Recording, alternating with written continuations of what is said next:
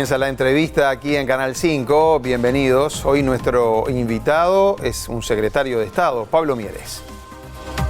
Pablo Mieres es el ministro de Trabajo y Seguridad Social. Nació el 30 de julio de 1959. Es hijo de Andrés Mieres y Marta Gómez. Está casado con Rosana Aboy desde 1983 y tiene 3 hijos, Federico, Ignacio y Verónica. Es doctor en Derecho por la Universidad de la República y obtuvo un grado de Sociología para el Desarrollo en el Instituto CLAE. Fue docente de carreras de grado y posgrado en la Universidad Católica y en la UDELAR. Fue director de Educación entre 1995 y 1996 y ha integrado la Cámara de Diputados y de Senadores. Comenzó a militar en 1979 en el Partido Demócrata Cristiano, dentro del Frente Amplio. En 1989, cuando el partido se retiró del Frente, pasó a formar el Nuevo Espacio, apoyando en las elecciones de 1989 a Hugo Batalla. Cuando Batalla decidió volver al Partido Colorado, fue candidato a diputado por el Partido Demócrata Cristiano en el Encuentro Progresista. En 1996 ingresó al Nuevo Espacio y para las elecciones del año 1999 fue candidato a la vicepresidencia de la República.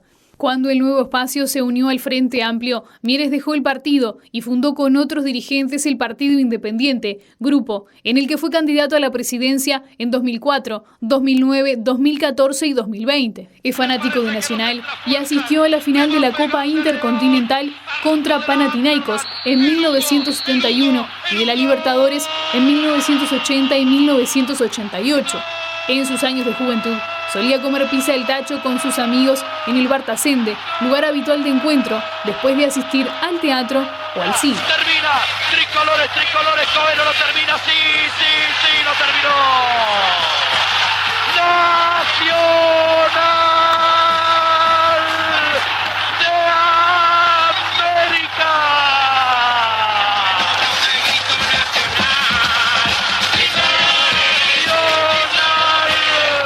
¿Cómo anda, ministro? Bienvenido. Me alegraron la noche con ese recuerdo.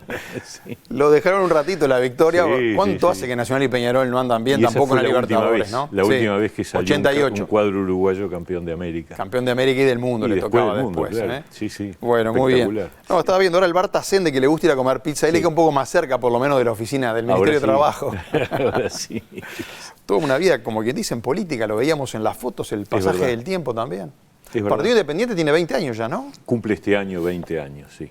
Sí, tenemos que buscar festejarlo como corresponde. Nacimos en el 2002, un año difícil. Sí. Y bueno, ya cumplimos 20, es impresionante. Y bueno, sí. Pero siguen dando batalla. ¿Cómo no? Hay que verlo así. Ayer fue el acto, hoy lo vimos acá en Canal 5, lo vimos allá en Punta del Este, en esta actividad que hay de periodismo, de libertad de prensa. Sí. Ayer fue el acto del 1 de mayo. Bueno, allí escuchó críticas y también planteos. ¿Cómo lo vivió? Bueno, a ver, yo creo que en una democracia uno tiene que estar dispuesto a escuchar todas las voces, las distintas voces que hay en la sociedad, y así como vamos a eventos que nos invitan cámaras empresariales, también esta era la primera vez que desde que estamos en el Ministerio de Trabajo correspondía hacer se podía hacer una celebración del 1 de mayo con la movilización que tradicionalmente el PIT-CNT hacía. Y nos pareció que estaba bueno, que era parte de lo que significa construir espacios de diálogo en un país que está acostumbrado justamente a eso, a la tolerancia, a escuchar las voces diferentes. ¿Antes iba como legislador también? Algunas veces. ¿Algunas veces fue? No siempre. No era, no siempre, ahí está. No era de ir siempre. Bueno. Fui unas cuantas. Porque ahora le tocó ir como ministro. Sí. Está bien. Y me parece que es una señal positiva. Me parece que es parte de lo que tenemos que contribuir todos. Obviamente escuché la mayor parte de las cosas que escuché, no me gustaron. Sí. Pero ya se sabía no se le vio aplaudir mucho, quiero decir. No. Cuando enfocaban, estaba usted, Álvaro Delgado, el ministro Adrián Peña también, de Ambiente. También, es verdad. Ahí está. Ministro, le llevo el tema, hay uno de los temas que estuvo en el discurso, la seguridad social. Y lo que le quiero preguntar es si el proyecto se va a mandar al Parlamento, si no hay consensos, o sea, porque el Frente Amplio ya dijo que no estaba de acuerdo con lo que hizo esta comisión de expertos, no lo vota. Si no hay consenso, ¿qué pasa con ese proyecto? ¿Cae? ¿Siguen ustedes adelante? Vamos a no adelantarnos. Primero, se convocó la comisión de expertos, vamos a hacer un poco todo el raconto para ubicar en qué situación estamos. Se convocó a la comisión de expertos integrada por representantes de todos los partidos, 3 del Frente Amplio y un representante del movimiento sindical, otro de las cámaras empresariales y otro del movimiento de jubilados. Ese grupo trabajó.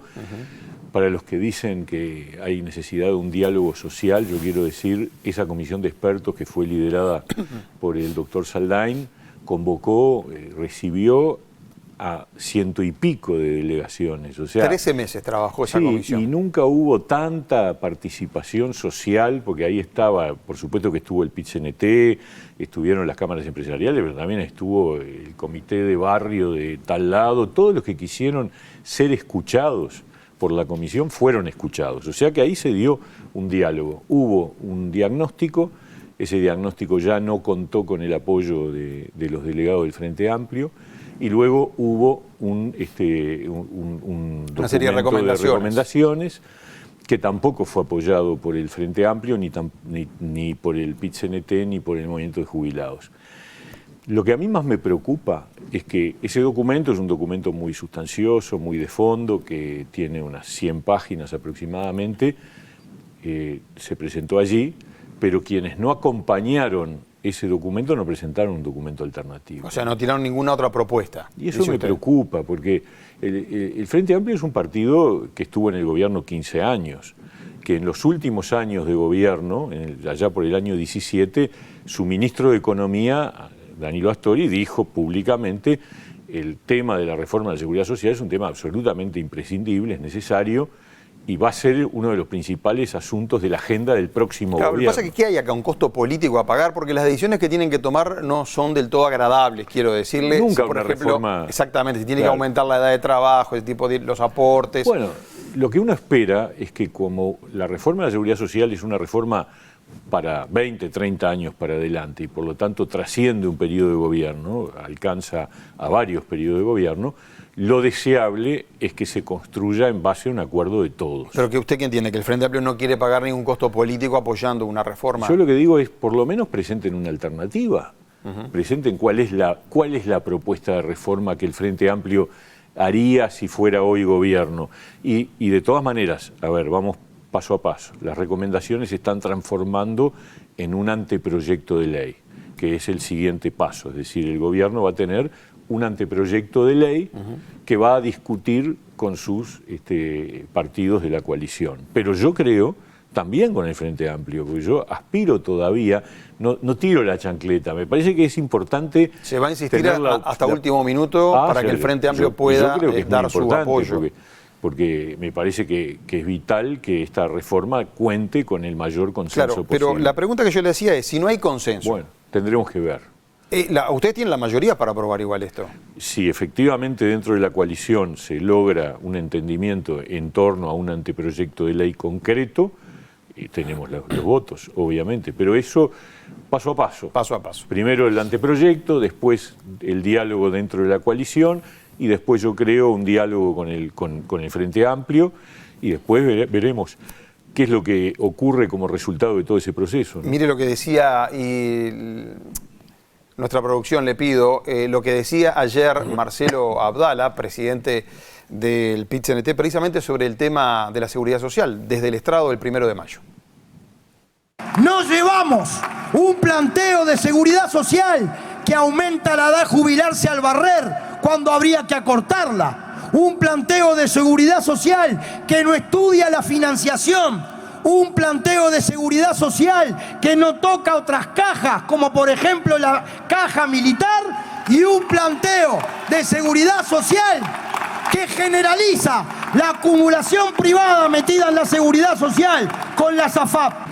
Y no decimos que tengamos la verdad sagrada, pero solicitamos con modestia que el Poder Ejecutivo no presente el proyecto elaborado por la Comisión Técnica y que convoque cuanto antes un diálogo social para la seguridad social con todos los involucrados, donde entre todos levantemos una perspectiva.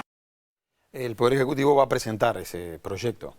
El Poder Ejecutivo está esperando que ese documento de recomendaciones se convierta en un anteproyecto de ley. Y obviamente ese anteproyecto de ley va a ser objeto de presentación y de, como decíamos recién. Ahora, hay cosas allí que vale la pena destacar. Las recomendaciones incluyen a todo el sistema de seguridad social. A la caja militar que la mencionó Abdala también ahí. Pero hay que leer el documento. No sé si Abdala no leyó el documento, pero el documento incluye modificaciones que abarca a todo el sistema de seguridad social, no solo al BPS, no solo a las cajas paraestatales, sino también a los servicios de retiro policial y militar, por supuesto. Ese desde siempre fue el planteo. Y lo otro que me sorprende es que yo no he escuchado en el mundo nadie que esté hablando hoy de que la edad de retiro haya que reducirla. Sí, en todos lados se piensa aumentarla. A ver, no hay país en el mundo que haya dicho, bueno, no, ahora vamos a trabajar menos años. No sé de dónde sale ese planteo. Me sorprende, me llama la atención. Sí. Obviamente el mundo tiene una tendencia demográfica, y Uruguay no es la excepción, a extender la edad de vida, es decir, la expectativa de vida, y a bajar la natalidad, con lo cual se genera una combinación que obliga a tener que analizar cómo resolvemos ese problema. El presidente de la Cámara de Industria, lo menciono nada más, el presidente de la Cámara de Industria, Alfredo Antía, a propósito de este planteo del PIT-CNT, dijo que es una carta a los Reyes Magos, ¿no? Lo dejó por ahí. Pero le quiero preguntar, ministro, ¿se viene una reunión del presidente Lacalle con el PIT-CNT, creo que mañana o el miércoles? El miércoles, sí. Ahí está. El tema va a estar seguramente. ¿A usted le toca estar en esa reunión? Todavía no hemos hablado con el presidente, algunas veces hemos estado, otras veces los ha recibido él solo, veremos, pero independientemente de eso estamos en sintonía con el presidente en todos estos temas de una manera muy, muy permanente, ¿no? Ayer, en este mismo acto que usted estaba, una mujer irrumpió allí en el estrado. Andrea Colombo, es la madre de Martina Colombo. Martina falleció en enero, 23 años, obviamente una madre muy dolida, reclamando que el PIT-CNT la dejó un poco aislada. ¿Me permite un segundo para escuchar precisamente a Andrea Colombo y ya le pregunto?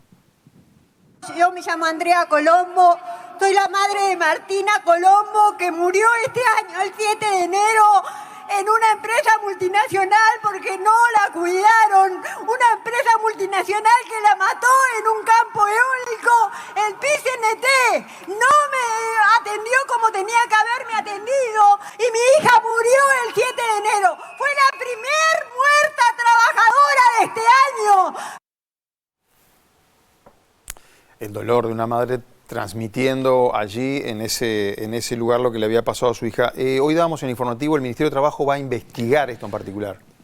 Es muy duro lo que todos vimos ayer, inesperado además, rompiendo todo lo que de alguna manera era la secuencia del acto. Nosotros nos sorprendimos.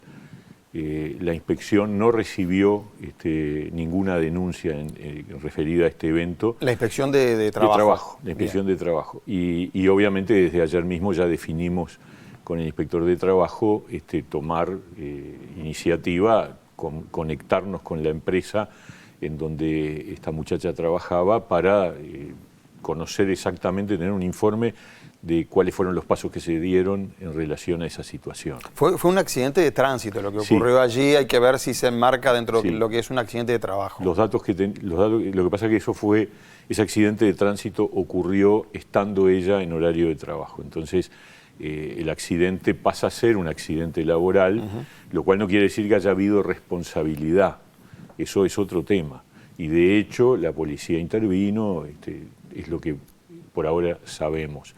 Pero no quiero adelantarme, me parece que lo importante es que la inspección reciba el informe de las actuaciones que realizó la empresa en relación a ese episodio que es muy triste, obviamente. Claro, en pandemia se hicieron muchas inspecciones y había una cantidad de empresas que no cumplía. ¿Se logró corregir eso ahora? Bueno, a ver, nosotros, lo decía ayer yo en el mensaje que dimos el 1 de mayo, estamos muy orgullosos de que la inspección de trabajo durante el 2020 aumentó la cantidad de inspecciones que habían ocurrido en el 2019. O sea, en situación sin pandemia se realizaron menos inspecciones que al año siguiente, en 2020, y en 2021 nuevamente aumentamos con respecto a 2020. Eso, la verdad, que es un resultado excelente, sobre todo porque las inspecciones de trabajo en algunos países se suspendieron en el 2020, porque la pandemia tomaron la decisión de no seguir inspeccionando. Nosotros, al contrario, seguimos inspeccionando e incluso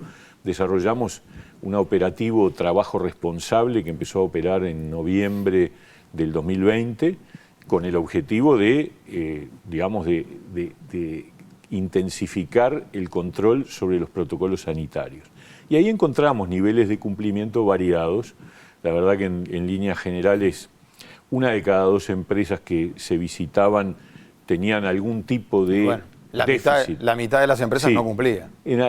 No cumplían alguna de las cosas que se controlaban. Lo que sí también hay que decir es que cuando se hacía la segunda visita, más del 90% había corregido el déficit que se había detectado, ¿no? En la empresa esta del parque eólico de Salta, donde ocurrió este accidente, ¿hay gremio? ¿Hay un gremio formado allí? No tiene ese dato. No, bien. No lo sé. No, porque estuvo eso, Abdala ayer desde el estrado marcaba que donde hay gremio hay otros controles y La verdad que no lo tengo claro, no conozco, estoy esperando que la inspección pueda tener un informe acabado de la situación. ¿Cuánto demora más o menos? No, esto tiene que ser en esta semana seguro. En días, entonces. Sí, bien. Claro. Bueno, ministro, hay un proyecto en el Parlamento, trabajaron, la gente de Cabildo Abierto lo presentó, que propone prisión domiciliaria a los presos, prisión domiciliaria a los presos que tengan más de 65 años, ¿no?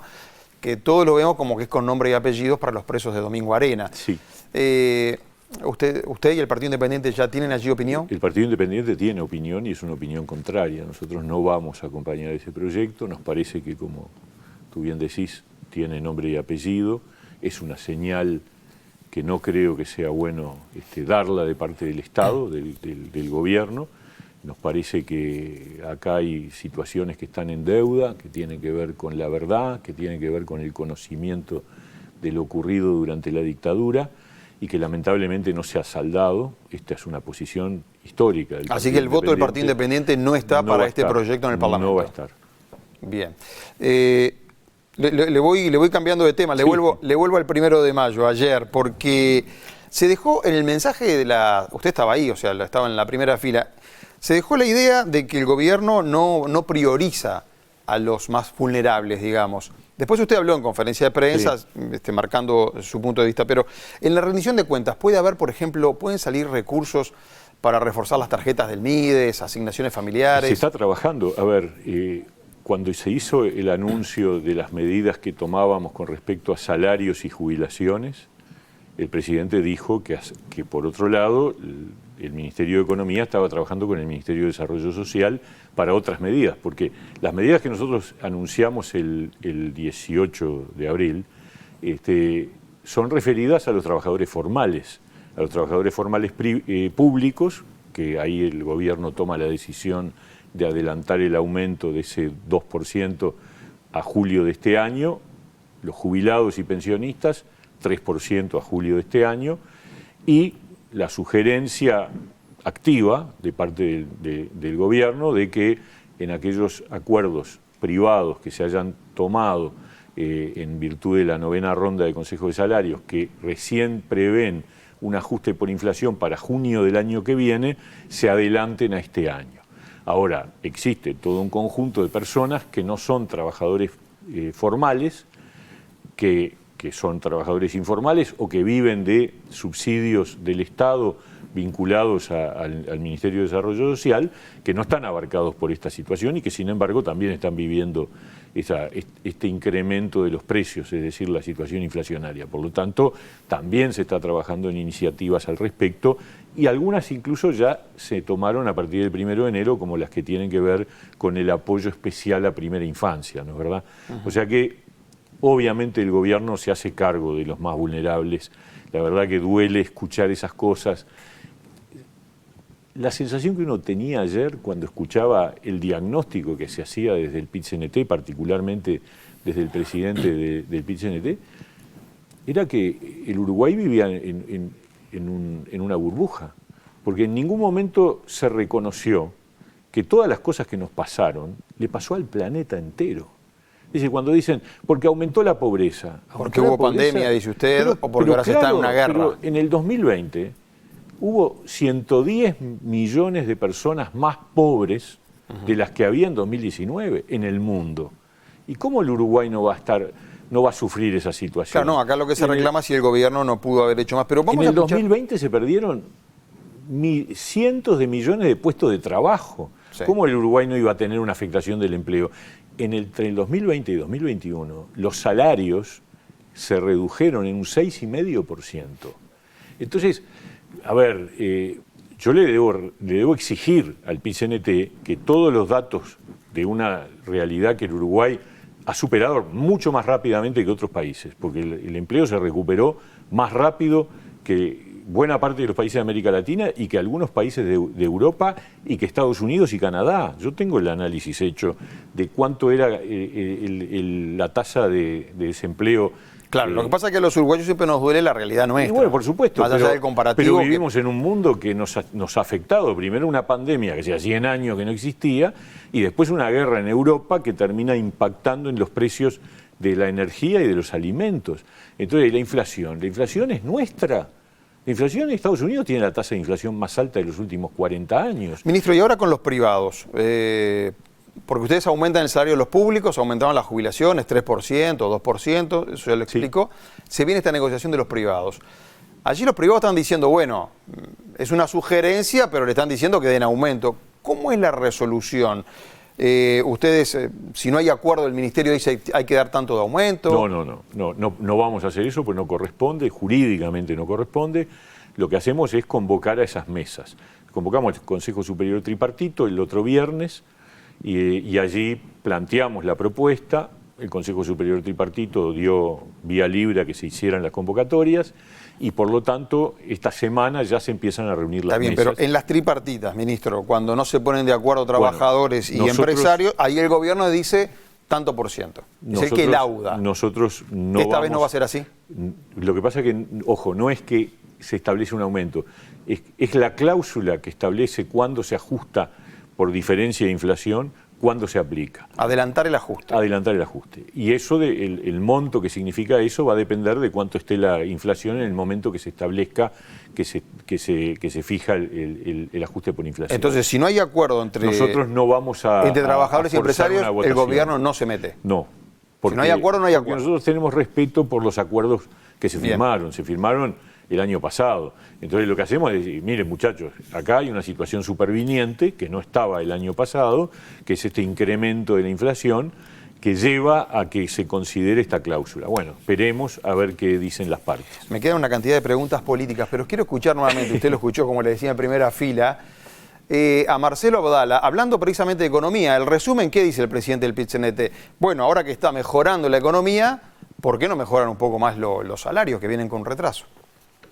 Si nosotros miramos el crecimiento del Producto Bruto Interno, la rebaja salarial, la rebaja de las pasividades de un monto absolutamente similar a la rebaja del salario, porque sabemos que las jubilaciones ajustan en función del índice medio de salario, la suba de los precios, el primer año hasta mayo del 2021 veníamos teniendo unos precios de un 6.6% aproximadamente de IPC anual. A marzo de este año ya están en un 9.4%. Es decir, un aumento, además de esta inflación general de los precios de la alimentación, de alrededor de un 23% de los precios alimentarios en los últimos 2 años. Y aquí es donde está la crítica de fondo a las políticas públicas. En medio de esta situación, cuando se requiere un presupuesto nacional y un Estado contracíclico, tenemos la prioridad de abatir el déficit fiscal en vez de generar la inversión necesaria y el Estado necesario para tirarle una mano a los sectores más empobrecidos. Otro camino, ¿no? No abatir tanto el déficit fiscal y poner la plata para el otro lado. Lo primero que me surge decir es que la octava ronda que estableció un periodo puente del que derivó la pérdida del salario de los privados, la firmamos los tres. O sea, el PIT-CNT estuvo de acuerdo con una rebaja salarial. Dejó una constancia de que tenía algunas diferencias, pero firmó el acta. Firmó el acta que establecía cómo iba a ser el periodo puente. La firmaron las cámaras empresariales y la firmó el PIT-CNT. Estoy hablando de la de 2020, que deriva en una pérdida al final del periodo puente de 4.2%.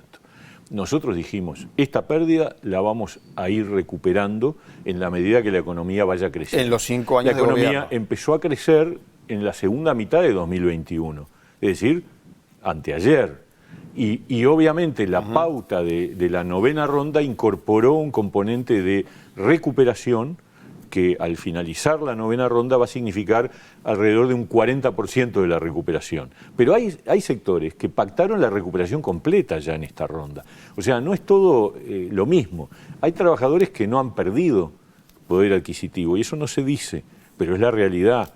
Hay trabajadores que acordaron mantener su poder adquisitivo por las razones que sean, porque son de sectores que están mejor, por lo que sea. ¿Qué sector están marcando? Y por ejemplo la construcción acordó a 3 años, Bien. tiene un convenio vigente hasta el año que viene, que implica que no hay pérdida, y lo mismo acordó la banca privada, y lo mismo acordó la salud, y muchos de los sectores que entraron en la novena ronda acordaron una recuperación más rápida. Pero también decimos nosotros, la mayoría no, la mayoría en la novena ronda van a quedar con una recuperación, pongamos, por la mitad. Ahora, nosotros estamos comprometidos a que en la siguiente ronda, que será el año que viene, tengamos la capacidad de completar la recuperación. Mantiene el compromiso. Es un compromiso, y en el sector público lo estamos cumpliendo. Quedan 2 minutos nada más, ministro, pero ayer usted en su conferencia de prensa, desde la Torre Ejecutiva, planteó esto de regular el trabajo de las aplicaciones, ¿no? Es como un pedido ya, digamos, para poner un ejemplo de una. ¿Por dónde va ¿Se puede adelantar algo allí de cómo va a ser el proyecto? Lo que podemos decir es, la tecnología, los avances científicos, etcétera, van generando impactos en las relaciones laborales. Un ejemplo que fue muy vigente por las razones de que la pandemia lo propició fue el teletrabajo, es decir, la idea de relaciones laborales donde el trabajador está en su casa. Para eso hubo un proyecto, ya que se aprobó hace poco. Hay una ley vigente, sí. Aprobamos un decreto. Otra de las modalidades que han mostrado novedades son las relaciones laborales que se ejecutan a través de aplicaciones. Es decir, hay 2 modalidades principales, pero puede haber más, porque nadie puede saber hoy qué se va a inventar en los próximos tiempos. Y una es la que tiene que ver con transporte de pasajeros y la otra tiene que ver con el delivery de comida fundamentalmente, pero también de otros productos. Entonces, ¿qué es lo que pasa? Que desde la perspectiva ¿Qué es lo que hay que regular?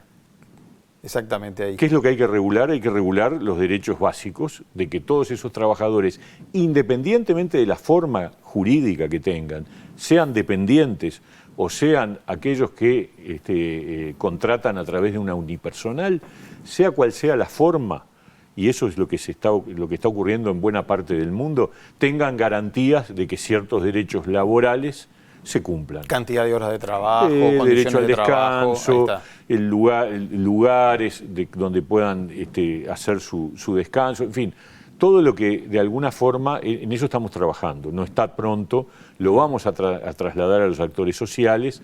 Es una línea de trabajo que en el mundo ya ha avanzado en algunos países donde existe una normativa que lo regula. Y obviamente nosotros queremos avanzar en ese sentido. No han detectado, me surge ahora la idea porque lo he hablado con otra gente, y aprovecho que está el ministro de Trabajo, ¿no han detectado en el transporte, en los camioneros, en los que manejan ómnibus que llevan gente de departamento a departamento? A veces uno ve que manejan demasiadas horas esos conductores. Eso está exactamente, o sea, está regulado, pero ¿se controla eso bien? En el sector de transporte de pasajeros no ha habido mayores problemas. Donde sí hay un reclamo fuerte del sindicato de transporte de carga. Y ese es un tema que hemos hablado con el Ministerio de Transporte y ciertamente hay una convicción, una idea de llegar a un sistema de control de las horas de trabajo que asegure que lo que se establece en el contrato de trabajo se cumpla. ¿Y el Ministerio puede controlar eso? Porque había un mecanismo, el Ministerio de Transporte había un sistema de control. Nunca se llegó a aplicar, estaba en proceso el SISTRAC, Sí. Eso fue sustituido, pero o mejor dicho, fue dejado de lado, pero hay que avanzar en un sistema alternativo de control geoespacial. Es fácil esto hoy en día. La verdad, hoy tenemos un desafío. El otro día, hablando del teletrabajo, decíamos, bueno, pero en realidad el derecho a la conexión deberíamos, sin invadir la privacidad, deberíamos poder monitorearlo, la inspección de trabajo, sin necesidad de ir a visitar el hogar del trabajador, ¿no? Claro. Ahora sí, la última, y una respuesta súper breve, porque se nos terminó el tiempo, básicamente, del funcionamiento de la coalición de gobierno. ¿Está conforme usted? ¿Es una alianza? ¿No necesitaría una estructura, por ejemplo, para que ustedes se reúnan a tomar decisiones? Ahora siempre es un mano a mano con el presidente, ¿no? Hay una coordinación entre... Con Álvaro Delgado. Con Álvaro Delgado y las bancadas parlamentarias. Yo creo que estamos funcionando. A ver, hemos enfrentado muchas pruebas a esta altura, ¿no? Y la coalición vive y lucha. Esa es la realidad. Es decir, presentamos la ley de urgente consideración, se votó la ley de urgente consideración, se votó la ley de presupuesto, se votó la ley de rendición de cuentas, encaramos una campaña electoral por el referéndum contra los artículos de la ley de urgente consideración. Yo creo que la prueba... No hay que hacerle cambio, dice usted, entonces el funcionamiento está bien. La coalición es heterogénea, tenemos diferencias. Recién tú me preguntabas por un proyecto de otro de los partidos de la coalición que nosotros no acompañamos, y eso va a pasar, porque lo que une es el compromiso por el país, pero ahí hay una definición muy clara, y va a seguir estando, de llevar adelante un proyecto de gobierno que está funcionando y que tiene resultados que la gente está valorando, ¿no? Ministro, gracias por haber venido. Un gusto, encantado. Amigos, ha sido un gusto para nosotros recibir obviamente al secretario de Estado, a Pablo Mieres, ministro de Trabajo y Seguridad Social, y es un gusto enorme también para nosotros que ustedes siempre nos estén acompañando. Buenas noches, gracias.